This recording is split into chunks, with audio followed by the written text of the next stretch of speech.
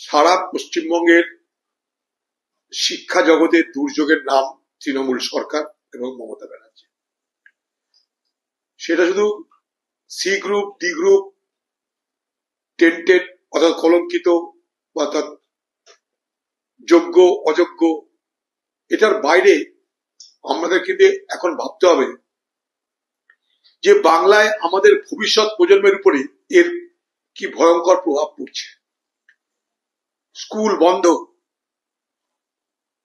পড়ানোর শিক্ষক নেই, শিক্ষিকা নেই, আমাদের ভবিষ্যৎ প্রজন্ম তারা যাবে কোথায়? এখানে বড় চালাকি হচ্ছে এই সুযোগে।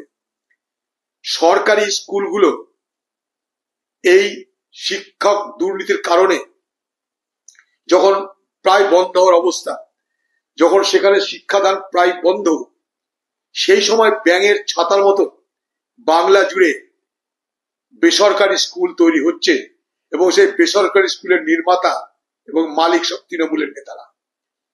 অর্থাৎ এই সুযোগে একদিকে যেমন হাজার হাজার শিক্ষক শিক্ষিকার ভবিষ্যৎ অন্ধকার করে দেওয়া হলো, তেমনি পাশাপাশি তৃণমূলের সরকার তাদের দলের নেতাদের রুটি করে কামানোর জন্য বেসরকারি স্কুল স্থাপনের ব্যবস্থা করে দিল। সেই জায়গায় দাঁড়িয়ে কখনো হ্যাঁ কখনো না করে সে ম্যানেজ হচ্ছে এগুলো, কিছু না। ভাতা দেবো, চাকরি দেবো, নেতাজি স্টেডিয়ামে বলে দিল যে আমাদের A plan, B plan, C plan, D plan, E plan পর্যন্ত আছে। তার বেশি জানি আমাদের অনেক ভাগ্য, ওয়াই জেড যায়নি, ই পর্যন্ত গেছিল।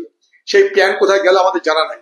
এখন যে যার মতন, কখনো কোর্ট না, কখনো রাস্তা, মানে একটা যাকে বলে বাংলায় সর্বত্র এক অদ্ভুত বিশৃঙ্খলা চলছে, একটা অদ্ভুত বিশৃঙ্খলা চলছে।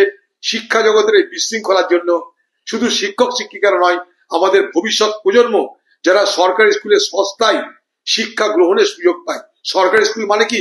সেখানে সস্তায় শিক্ষা গ্রহণের সুযোগ, সেইখান থেকে বঞ্চিত হয়ে আগামী দিনে বেসরকারি স্কুল এবং তার প্রমোটার তৃণমূল এবং তাদের কাছে অত্যাধিক টাকা দিয়ে ফিস দিয়ে পড়াশোনা করতে বাধ্য হবে। এটা হচ্ছে বাংলার শিক্ষার ভবিষ্যৎ। সরকার মনে করলে চিহ্নিত করতে পারতো, আজকে নয় অনেকদিন আগে চিহ্নিত করতে হতো। সরকারের কাছে সব, মমতা ব্যানার্জির ভাড়ারে সব কিছু আছে। কে চোর, কে সৎ, কে ন্যায্য, কে অন্যায্য, কে যোগ্য, কে অযোগ্য, মমতা ব্যানার্জির ভাড়ারে সব আছে। কিন্তু মমতা ব্যানার্জি কাউকেই চটাতে চাইছে না। ভাবছে এদেরকে চটালে তারা আমার হাতছাড়া হবে, তাদেরকে চটালে এরা আমার হাতছাড়া, জিরো সাম গেমের মধ্যে পড়ে গেছে। আরেকটা কথা কি জানেন? তৃণমূল সরকার শিক্ষক শিক্ষকদের নিয়োগের ব্যাপারে বেপরোয়া।